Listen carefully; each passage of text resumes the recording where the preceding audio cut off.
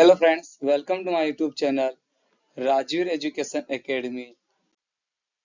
आज हम पढ़ेंगे चैप्टर थर्ड, दो चर वाले रैखिक समीकरण युग्म की प्रश्नावली 3.2 का प्रश्न दूसरा।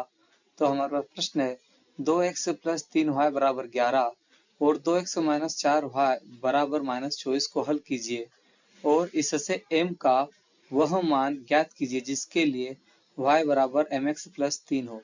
हमें प्रश्न में m का मान ज्ञात करना है और m का मान ज्ञात करने के लिए हमें सबसे पहले x और y वेरिएबल्स के मान ज्ञात करना पड़ेंगे। तो मेरे पास समीकरण पहला है 2x प्लस 3y बराबर 11, इसे हम समीकरण 1 नाम दे देंगे। और दूसरा समीकरण है 2x माइनस 4y बराबर माइनस 24, इसे हम समीकरण 2 नाम दे देंगे। अब हमें x और y का मान ज्ञात करना है, इसलिए हम प्रतिस्थापन विधि का प्रयोग कर x और y का मान ज्ञात करेंगे। इसके लिए हम समीकरण 3 बनाएंगे। हमें x का मान बनाना है, इसलिए समीकरण 3 बनाएंगे। तो हम समीकरण 3 एक या समीकरण 2 से बना सकते हैं। तो मैं समीकरण 1 से समीकरण 3 बनाऊंगा। तो समीकरण 1 है हमारे पास 2x प्लस 3y बराबर 11। यहाँ पर 3y का हम पक्षांतर करेंगे। 3y प्लस में पक्षांतर करने पर माइनस में चला जाएगा, तो मेरे पास आ जाएगा 2x बराबर 11 माइनस 3y।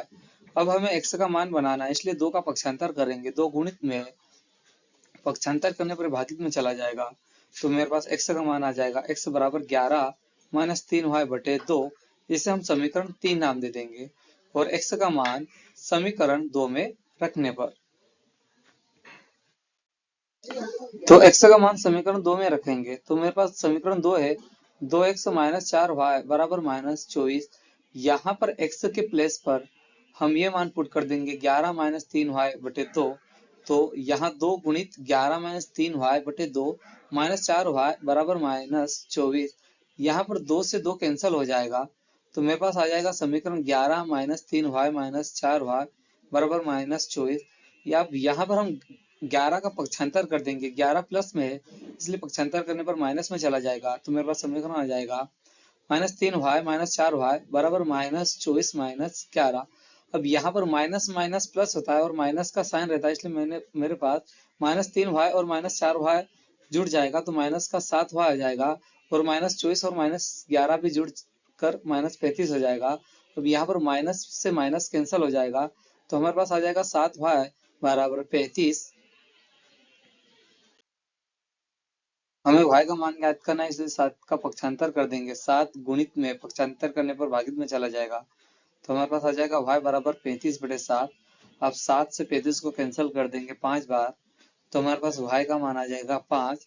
अब y का मान समीकरण 3 में रखने पर हमारे पास समीकरण 3 है x बराबर 11 माइनस 3y बटे 2। y के प्लेस पर अब हम यहाँ पर 5 पुट कर देंगे, तो हमारे पास समीकरण आ जाएगा x बराबर 11 माइनस 3 गुणित 5 बटे 2।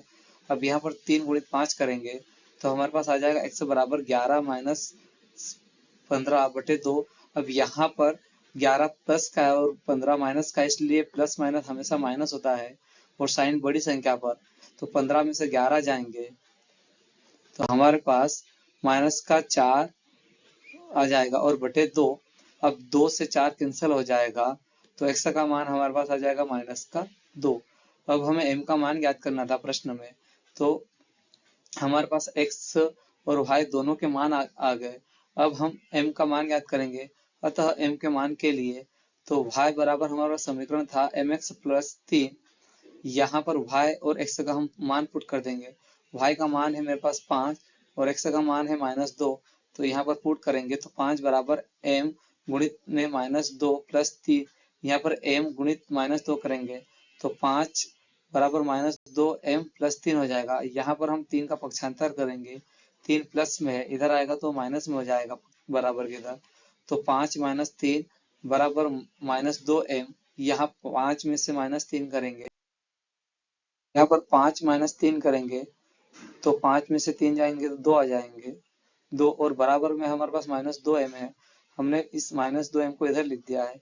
अब यहाँ पर 2 का हम पक्षांतर करेंगे, 2 गुणित में है तो भागित में चला जाएगा, तो -m बराबर 2 बटे 2 हो जाएगा, 2 से 2 कैंसिल हो जाएगा, तो हमारे पास -m बराबर 1 आ जाएगा। ये m माइनस का है, इसलिए ये हमारे पास माइनस का 1 आंसर आ जाएगा और हमने m का मान ज्ञात कर लिया, ये हमारा आंसर है। आई होप कि यह वीडियो आपको पसंद आया होगा। यदि यह वीडियो आपको पसंद आया हो तो प्लीज़ मेरे वीडियो को लाइक करें, सब्सक्राइब करें और शेयर करें। धन्यवाद।